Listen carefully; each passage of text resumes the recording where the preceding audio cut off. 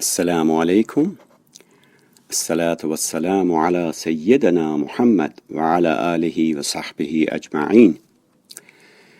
In the last session, we discussed what divine destiny is and how one cannot use the divine destiny as an excuse to justify his actions.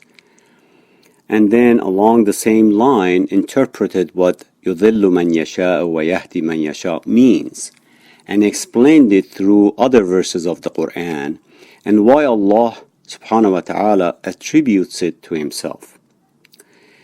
Today we will continue with that and then analyze the free will in more details as we answer the questions raised by some people, inshallah. We gave three explanations on يُضِلُّ مَنْ يَشَاءُ وَيَهْدِي مَنْ يَشَاءُ, and here is the fourth one. So, fourthly, usually some people focus just on يُضِلُّ مَنْ يَشَاءُ وَيَهْدِي مَنْ يَشَاءُ, part of the verse, and do not read or pay attention to the rest of the verse. If they did, they would realize the portion they are quoting does not mean jabr, determinism. Here are a couple of examples. بسم الله الرحمن الرحيم. أفمن زين له سوء عمله فرآه حسنا فإن الله يضل من يشاء ويهدي من يشاء. Is then the one whose bad or wrong conduct is made alluring, made attractive to him, so that he looks upon it as good, equal to one who is rightly guided? For Allah leaves to stray whom He wills and guides whom He wills. Chapter 35, verse 8.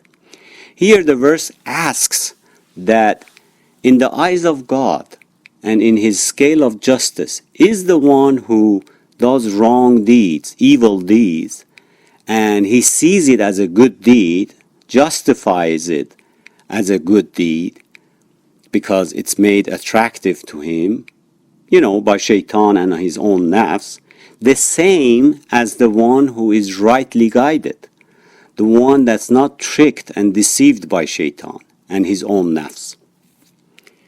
Two verses before, verse 6 says, Shaitan is indeed your enemy, therefore take him for an enemy. This verse refers to attractions of this world advertised and whispered by shaitan. And one's own nafs or desires are there to deceive us. And Allah's book is there to warn us and guide us. We must then make a decision as to which path to take. Both paths exist and belong to God, no questions about that, and are within His divine plan. We choose which path to take and be accountable for. In another verse, Allah says He could have made it based on jabr, determinism. وَلَوْ شَاءَ اللَّهُ لَجَعَلَكُمْ أُمَّةً وَاحِدَةً وَلَكِنْ يُضِلُّ مَنْ يَشَاءُ وَيَهْدِي مَنْ يَشَاءُ وَلَتُسْأَلُنَّ عَمَّا كُنْتُمْ تَعْمَلُونَ. If Allah so willed, He could have made you all one people, one nation. But He leaves to stray whom He wills and guides whom He wills. But you shall certainly be accountable for all your actions. Chapter 16, verse 93. The full verse explains that it is not determinism. It is not jabr. Otherwise, He would have created all of us as one nation, and all of us either guided or misguided. However, Allah has put all means and causations, asbab, at your disposal, so you can choose. When you choose one path, not the other, then according to Allah's laws in operation, you will gain rewards or suffer the consequences. As you will indeed be accountable and questioned about your choices and actions. Otherwise, if Allah literally guided some and misled some, what would be the implication? Well, The implication is huge. The implication is huge. The following verses would have no meaning. وَمَنْ يَعْمَلْ سُوءًا أَوْ يَظْلِمْ نَفْسَهُ ثُمَّ يَسْتَغْفِرَ اللَّهَ يَجِدَ اللَّهَ غَفُورًا رَحِيمًا.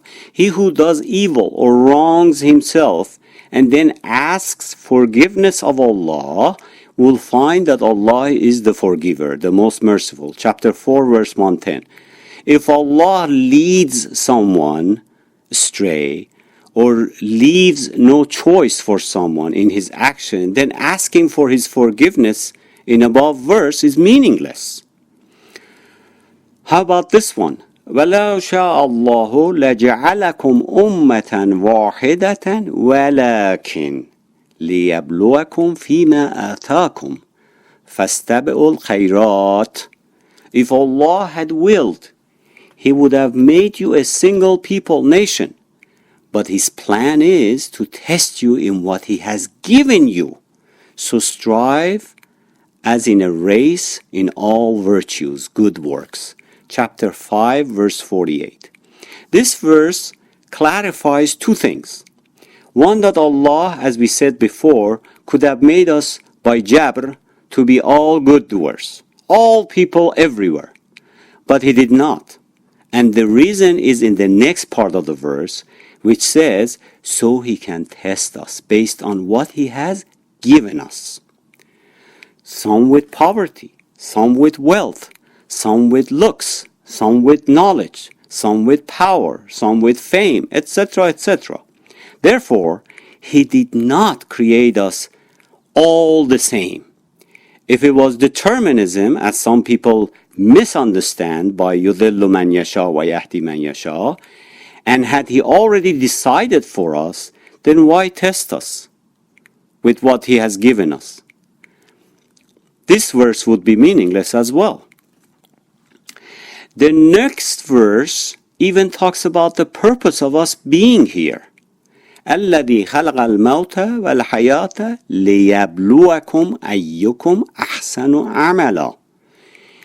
He who created death and life, so that He may try which of you is best in deeds. Chapter 67, verse 2. Which means He brought us here for the test. So the good doers are known by their deeds, which becomes the proof for their reward, and separated from the wrongdoers and their deed, which becomes proof for their punishment. Again, if it was determinism, as some people misunderstood by يُضِلُّ مَنْ يَشَاءُ وَيَهْدِي مَنْ يَشَاءُ, and He had already decided for us, then why test us for the good deeds? Then this verse would not have any meaning either. In fact, free will and the concept of rewards and punishments would be meaningless. Therefore, the concept of Judgment Day or even paradise and hell would be meaningless. To go even further, why would God send messengers and their books for guidance?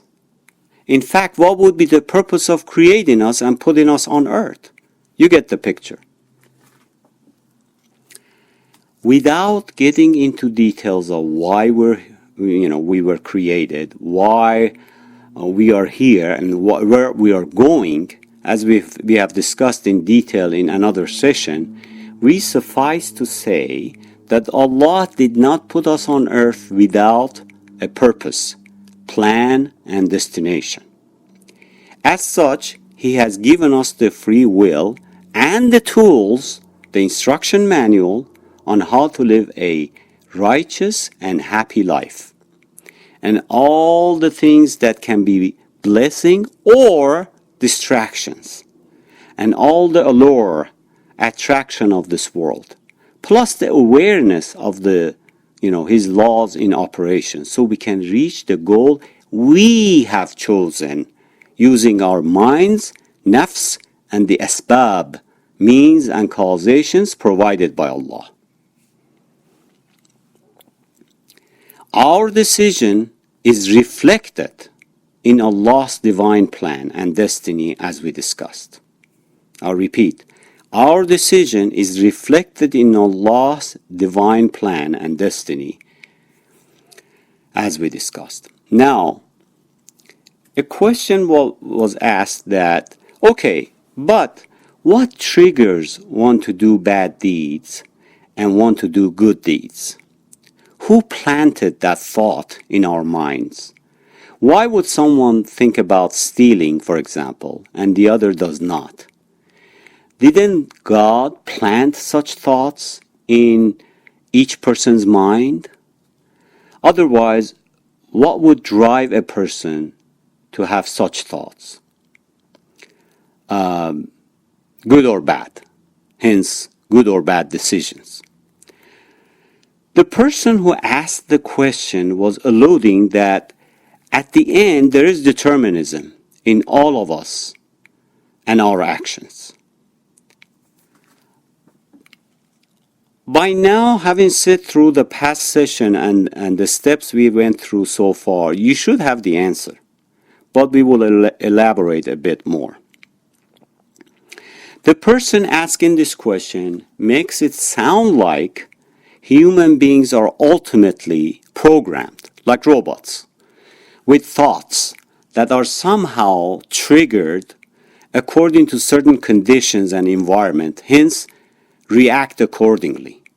Therefore, people do not truly do it themselves out of their own free will, hence cannot be held responsible.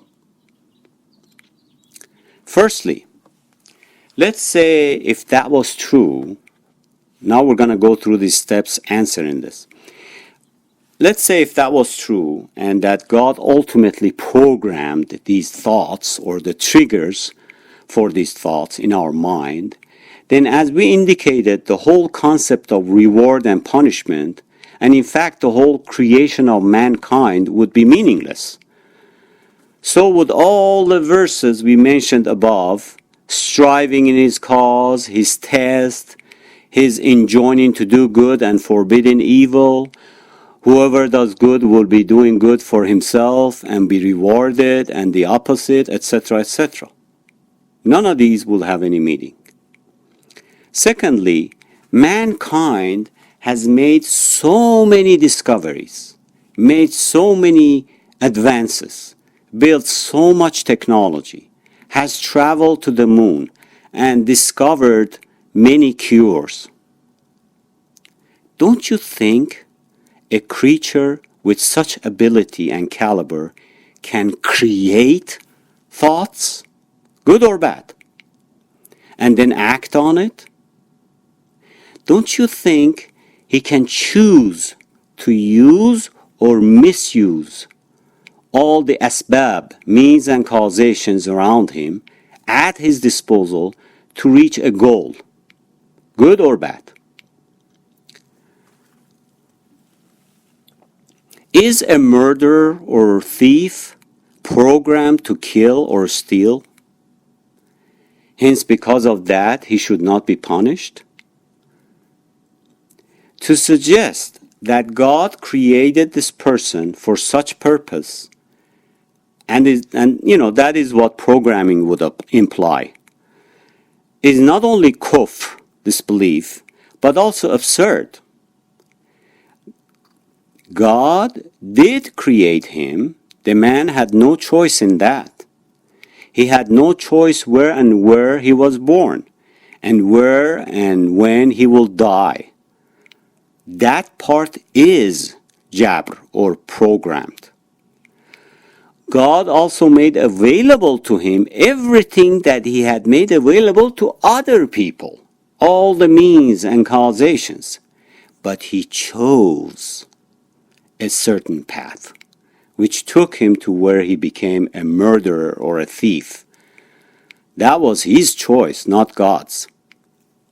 Thirdly, you might say, okay, it is not jabr. If God did not plant the thought in him or triggered the thought in him, what about his environment, his condition, or his upbringing? Could all these have a role in one's future decisions and actions? If so, then God put him in that environment or condition. So it is pseudo-determinism, pseudo-jabr. And the person cannot be fully responsible or accountable for his actions. The answer is yes and no. We say no because there are many other people who had the same environment and conditions and similar upbringing, yet did not become a murderer or a thief because they chose a different path. And this is the real answer. However, we can say yes in that to some extent his surroundings could have influenced his actions, but for such cases Allah says He will hold you accountable according to your ability and what He has given to you as follows. And here is the evidence. وَهُوَ الَّذِي جَعَلَكُمْ خَلَائِفَ الْأَرْضِ وَرَفَعَ بَعْضَكُمْ فَوْقَ بَعْضٍ دَرَجَاتٍ لِيَبْلُوَكُمْ فِيمَا آتَاكُمْ. It is He who has made you successors on the earth and raised some of you in ranks above others, so that He might test you in what He has given you. Chapter 6, verse 165. Here, darajat or ranks means Allah has given different talents, capabilities, and opportunities to different people, and He will test them accordingly. Hence, hold them accountable according to what He has given them. Some with poverty, some with wealth, some with looks, some with knowledge, some with fame, some with power. He gave a president or a king lots of power. Will he use it to serve people or abuse it to oppress them, take advantage of them? What about the insane or the one with ADHD? Well, it is obvious. Don't you think the one who created them knows everything about their capability, hence His expectations?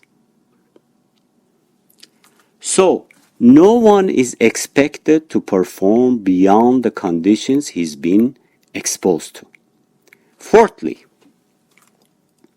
let's take this one step further. Okay, so, as we said, humans are the ultimate decision makers and the creators of thoughts behind their actions. And these thoughts were not programmed in their minds, in their essence. Rather, they are their own, and perhaps with some limited degree of influence from their environment, which Allah accounts for anything that a person did not have a choice in. Now, we talk about this last point, which comes as a question. If not programmed, if not in his essence, then what are the dynamics behind people's thoughts and decisions? Where do their thoughts that end up as actions are formed or come from? What drives these thoughts?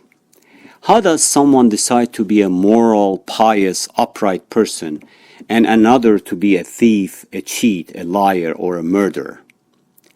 The answer is, human beings were created with minds capable of thinking. Logic, assessment.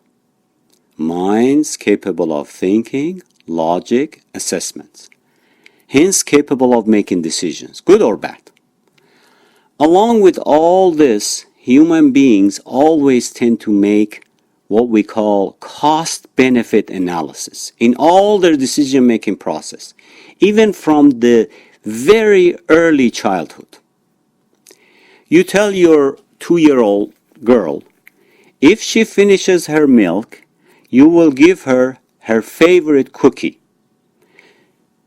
She calculates in her mind, although she does not really like to finish her milk, if she can just drink it quick.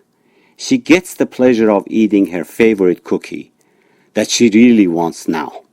So she figures it is worth it. So she decides to drink the milk.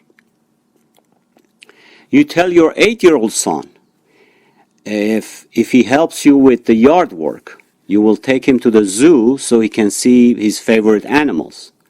So in his mind, he calculates, if I pick up a few leaves and fetch a few things for Dad and water a few plants, then I get to spend 3 or 4 hours, maybe the whole day, in the zoo visiting my favorite animals.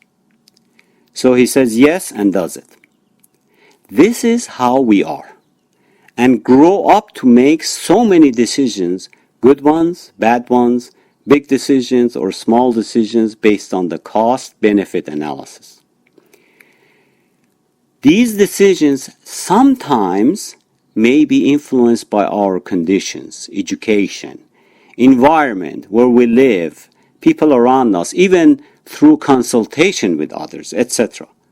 But at the end of the day, we are the ultimate decision makers, not them. Especially the moral and ethical decisions that impact our personal lives and eventually the society. When any individual is faced with a decision to take advantage of an opportunity, he or she will do a cost-benefit analysis in his mind. Let's say the opportunity involves wealth, money, but it also involves cheating, fraud, and lying.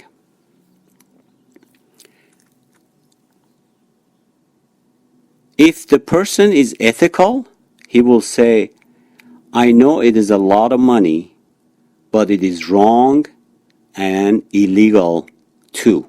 So I will not do it. It's wrong and illegal. I'm not going to do it. A religious person who believes in the last day will add another dimension to this, which is the fact that he will be accountable to God even if he could get away with it in this life, not get caught. And in hereafter, the penalty will be costly to him. So he will conclude the benefit is not worth the cost. Hence, he will make a decision not to do it.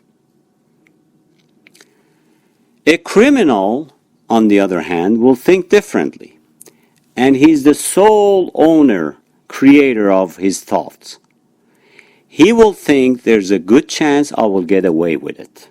And since he does not believe in the day of judgment, does not believe in it with great, or, he could believe in it but not believe in it with great certainty, hence does not fear punishment, he will decide to go ahead and do it.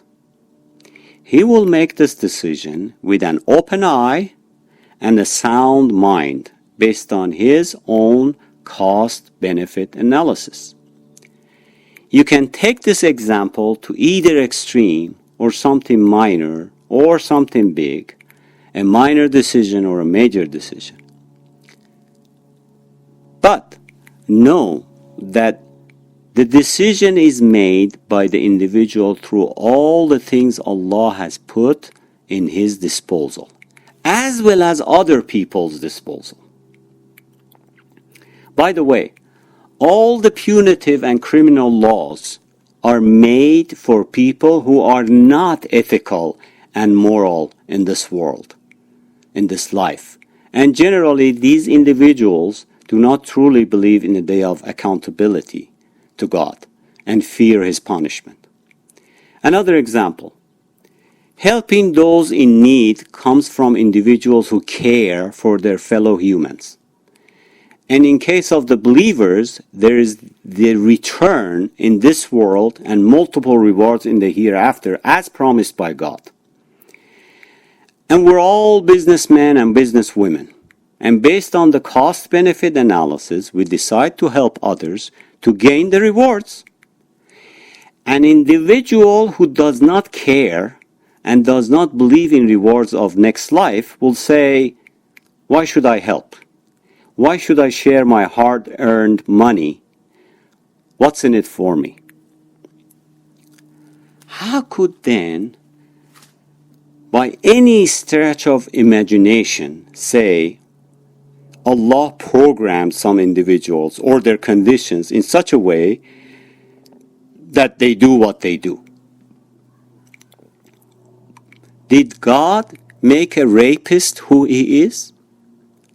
Attributing his action to God is not only baseless, but also a kufr, a rejection, because it is not only rejecting the God's revelation and what they stand for, but also goes against Allah's essence, zat, and attribute, which is just, and that ultimate absolute justice is with Allah Azza wa Jal.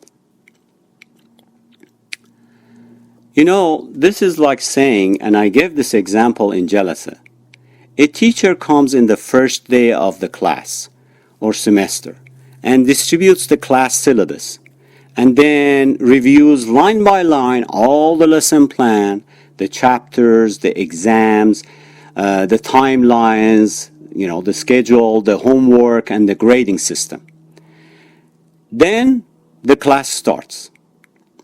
By the time final exams roll in, you will have the A students who worked hard, attended all the sessions, listened to the teacher's lecture carefully, did exactly what the teacher asked, took notes, and did all the homework and projects, aced all the midterm and the final exam, hence got an A.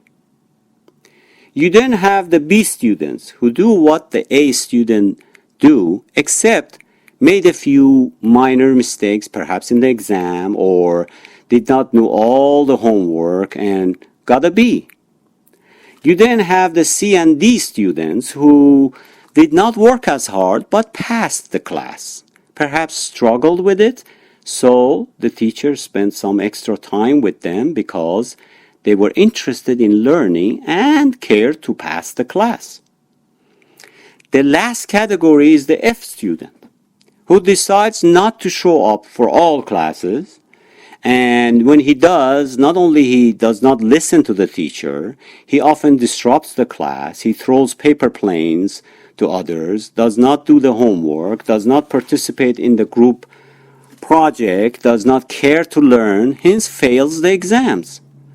However, once he receives his F grade, he blames his teacher and says, Mr. So-and-so or Professor so-and-so gave me an F. He does not attribute it to himself. He does not think he is the one who got an F. He is the one who earned it. If you ask the teacher what was that person's grade, he will answer, he got an F. But even if the teacher says, I gave him an F, everyone knows the teacher gave him an F because the F student earned it. No one will blame the teacher because he gave clear instructions in the first day, told them his rules, which lessons, how many exams, the homework, the grading system, his expectation on attendance, etc., etc. He then taught each lesson and chapter carefully, and even worked with the struggling students who wanted to learn and cared to pass the class. This is like a contract that each student was expected to sign and abide by. There is no force or jabr here. The F student decided not to participate. How can a rational person, a person who is reasonable, blame the teacher? The teacher might say he got an F, or he might even say I gave him an F. But either way, everyone will know the F student is at fault.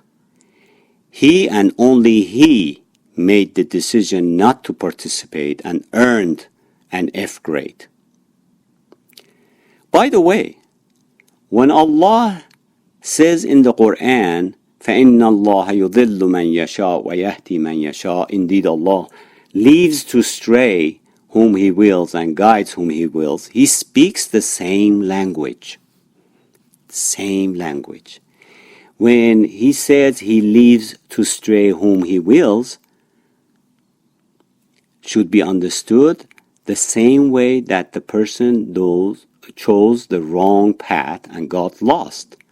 Not that Allah led him to that path. He chose the wrong path and got lost. Allah only attributes it to himself, just like the teacher, because it was his laws in operation that the person decided not to obey. To whom he will means he chose the asbab, means and causation, the person did, that Allah has put at his disposal, hence attributes it to himself. So Allah just left him alone, just like the teacher left the F student alone. Had the student shown interest to learn and pass the class, the teacher surely would have helped him even if he struggled, just as he did with the C and D students. Same with Allah, who only guides those who are interested, hence qualify for his help. That is why he says, وَالَّذِينَ جَاهَدُوا فِينَا لَنَهْدِيَنَّهُمْ سُبُلَنَا وَإِنَّ اللَّهَ لَمَعَ الْمُحْسِنِينَ. Those who strive in us, in our cause, we surely guide them to our ways, our paths. And indeed Allah is with the good doers. Chapter 29, verse 69, which we talked about, its explanation in the last session. God gave us the life syllabus and the lesson plan on how to live a righteous, peaceful, and happy life through his revelation or instructions in the Quran, and the example of his prophet's tradition to follow. Some of us are fully on board and decide to learn, follow, and implement it the best way we can, to the best of our ability. Some of us struggle but want to learn it and implement it at least partially, and believe there is the day of accountability, hence care for hereafter, and try our best and hope for Allah's help. Some of us do not care to learn, want to live the way we want to live, and only see the benefits of this world, don't care to believe in God, or if we do, we don't know if there is hereafter and a judgment day. So we want to live in the moment and think when we die and that's it. Or if there is a judgment day, we will deal with it when we get there. So all our decisions are made based on this understanding and belief. Allah does not force us to be in any of the above groups, especially the third group. So, if God forbid we end up with the third group as an F student, we cannot blame God for our belief. The following verse sums it all up very clearly.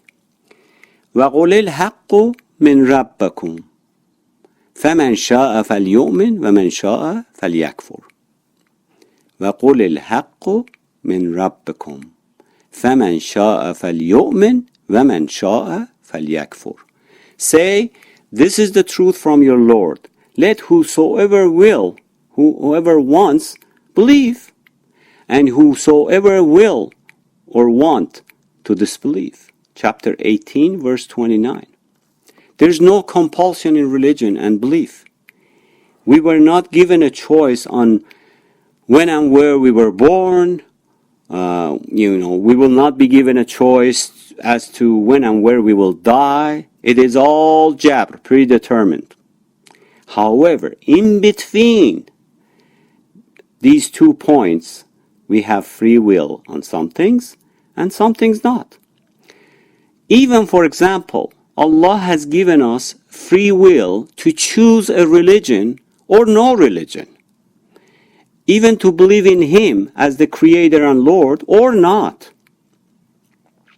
So I hope we have cleared up many points here. I know we covered a lot of ground, and this is a complex topic, but I suggest listening to the entire lecture in one sitting with full attention and perhaps a couple of times if needed to capture all the points.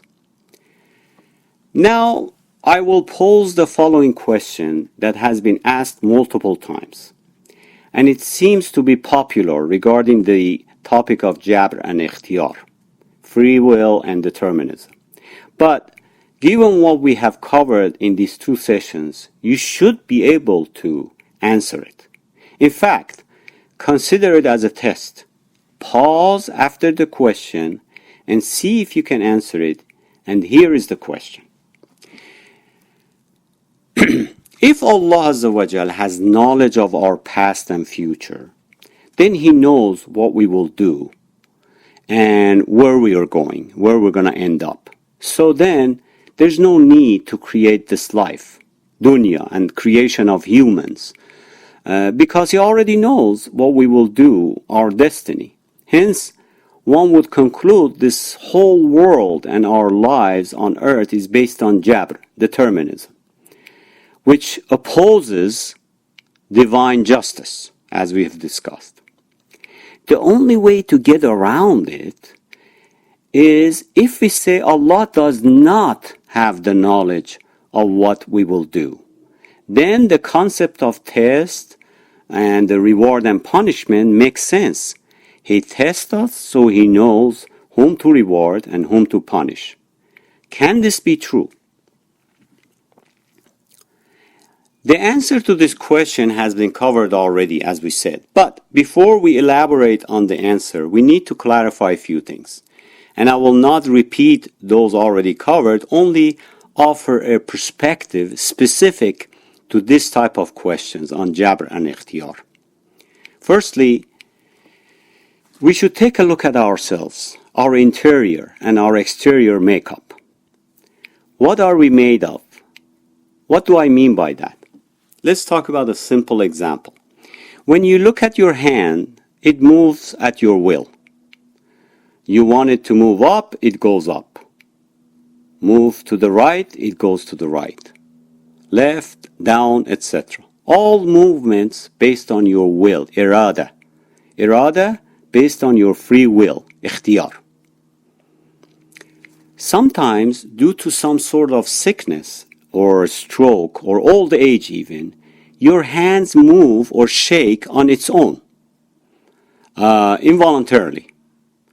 You don't want it to, but it is out of your control or ikhtiyar. Some even move a big range, a long range. So, we're talking about two types of movements here. One is at will, with ikhtiyar. The other is involuntarily, no control, or jabri. Should we not make a distinction between these two movements? Suppose you strike someone in the head as a result of this movement, this hand movement.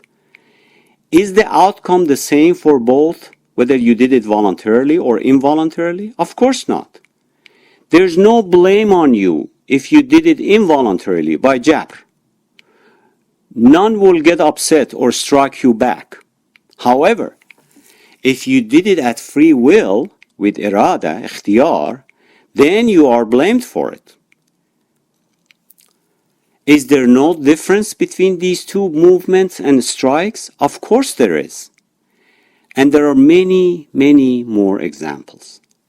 The problem with above question and alike questions is that the one who poses these questions, they're looking at it from a different angle.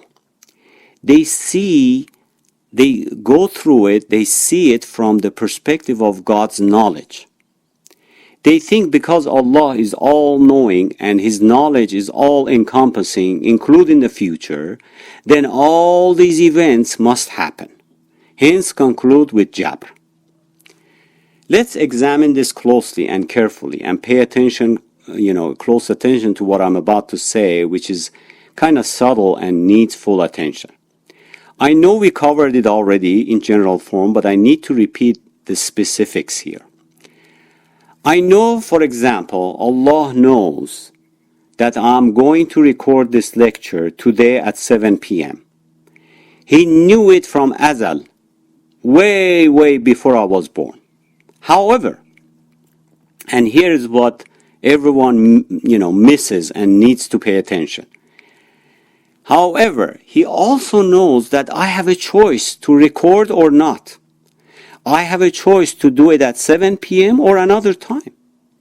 Therefore, his knowledge includes my free will. My ikhtiyar is accounted for. Just like he knows if I raise my hand and strike someone in the head voluntarily at will, I had the free choice, ikhtiyar, not to do it. Therefore, I'm responsible for striking him. Therefore, not only my action, my deed, but also my ikhtiyar and irada is in Allah's knowledge. He knows both, not just one, both. He knows I could have avoided raising my hands from azal, from forever. Just like with the hand movement, we have two completely different actions. They look the same, but the actions are different. One voluntarily and the other involuntarily. And you look at them and judge them differently. Same thing, Allah knows about our free will and both actions. Therefore, God's knowledge and our free will do not contradict each other. If all actions, just imagine for a second, if all actions were the same, then we could say there is really only one way, one type of action, and no other choices. Then it would be jabr. All actions would be jabri. Secondly, just because Allah knows what we will do does not mean that affects and influences our decision. When I record this session at 7 p.m., I know Allah knows about it. But I can change my mind and record at 8 p.m. or not record at all. I still have that choice. Thirdly, the above question can be followed up as following. Okay, God tests us in this world so He will know who is good and who is bad. If Allah's knowledge is Allah's knowledge, you were talking about Allah's all-aware, all-knowing, but in this case, is Allah's knowledge deficient or imperfect? Did He not know? The answer is Allah is all-knowing and all-aware. Allah tries people by test so their real essence becomes known. Or we can say the real person comes out. In other words, He tests us so that based on our free will, ikhtiyar, our good or bad deeds come out or manifest themselves. So then a person deserves or become qualified for rewards or punishment. That's the only reason. So that the person deserves either rewards or punishment, even though God is more aware of their actions and deeds than themselves. This means Allah does not test in order to know or gain knowledge, but to reward or punish. When the test comes along, we make a decision and act on it. Good and bad are separated. Therefore, everyone will meet the consequence of his action. The records of his deeds also become as evidence for him in the day of judgment, as a proof that it was not just an intention, but also an action that occurred, a deed that occurred.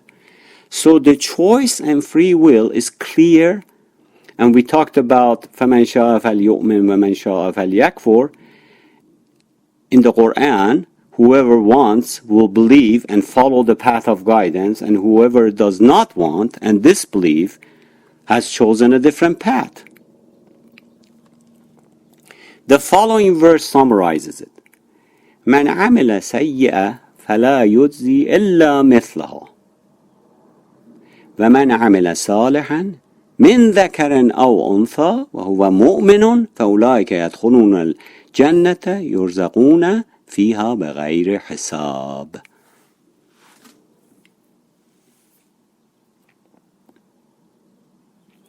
Those who do bad deeds shall be repaid with its like. But those who believe and do good works, man and woman, shall enter the gardens of paradise. Therein they will have abundance without measure. Chapter 40, verse 40. So this one is actually easy to remember. 40-40. Remember 40-40 and just go through it. If Allah creates human, then gives him his aql, intellect, then gives him free will and choice, then the ability to decide, then sends a prophet to give instructions forbidding that which is wrong or evil. Nevertheless, someone chooses to do the wrong things, then he will suffer the consequence and the penalty. Or if he chooses to do good, the right thing, he will receive reward for it. This way, God has implemented his ultimate justice. Keep this in mind. Fourthly, and this is the last point to prove free will, we need to take another look at ourselves and our psyche, which is part of our soul, our nafs. We have an old saying that says, you get to know how good a tree is by looking at its fruit. In order for us to see whether it is jabr or ikhtiyar, we go no further than looking at our own a'mal, deeds. How do we feel after doing deeds that are done by our free will, ikhtiyar? And how do we feel after doing deeds that are done by jabr, involuntarily? If we feel the same with both, then we can say, yeah, both are jabr. However, we know the fact that when we do dhulm, injustice to anyone or hurt anyone, later we feel ashamed. We feel sorry, regretful, or perhaps even embarrassed. We say things like, I wish I had not done that to him. I feel bad. I regret it. We become remorseful. However, when someone forces us to do something bad, for instance, eat or drink something that is forbidden, we don't blame ourselves. We don't feel remorseful. We don't regret it because we were forced to do it. They poured alcohol down your throat. You had nothing to do with it. Aql, intellect, does not blame you. No common law or standard blames you. Islam does not blame you. Therefore, we're not blamed at all. So are these two deeds the same? Hence our psyche afterwards the same? Of course not. This means, and this is the biggest implication, this means being regretful, state of being remorseful, sorry, is the reason for ikhtiyar, for free will. I repeat, this means being regretful, being sorry, state of being remorseful is the reason for ikhtiyar, free will. Being regretful, being remorseful demonstrates that human beings hold themselves responsible. Human beings consider themselves having free will, ikhtiyar. You know, a person that does something and he's remorseful says, well, he could have done it differently, hence blames himself. Otherwise, if it was jabr, why would he blame himself? Why would he hold himself accountable when he had no choice? How many times do we all say, I wish I had not done that. I wish I had not said that. I wish I had not gone there. I wish I had not taken that. That means I had a choice not to do it or had a choice to do something else. By the way, this is true with any human, Muslim or non-Muslim, or even an atheist. Being regretful, being remorseful is part of our fitra, essence. All Jabriyun, those believing in determinism, at some point in their lives, in fact often, have regretted something or been remorseful about something. They had done something that they had said, why did I do that? I wish I had not said that. So, when our fitra, our essence, screams admitting we have free will, ikhtiyar, why do we fight it?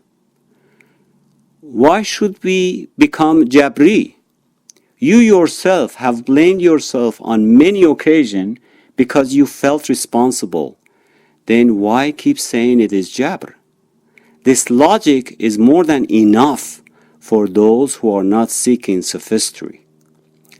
We have already explained the reason as to why you cannot blame qada wa qadar for your actions either. So I hope we have shed some light on this topic, and while much more can be said, it is really about dwelling on the same points. We ask Allah to guide us, be with us at all times, and not leave us on our own. We ask Allah to help us, guide us, so we do not make wrong decisions. We ask Allah to increase our knowledge about our deen. Bismillah ar-Rahman ar-Rahim. Wal asr innal insana lafi khusr illa alladhina amanu wa amilu salihat wa tawasaw bil haqqi wa tawasaw bis sabr. Wassalamu ala man ittaba'a al-huda.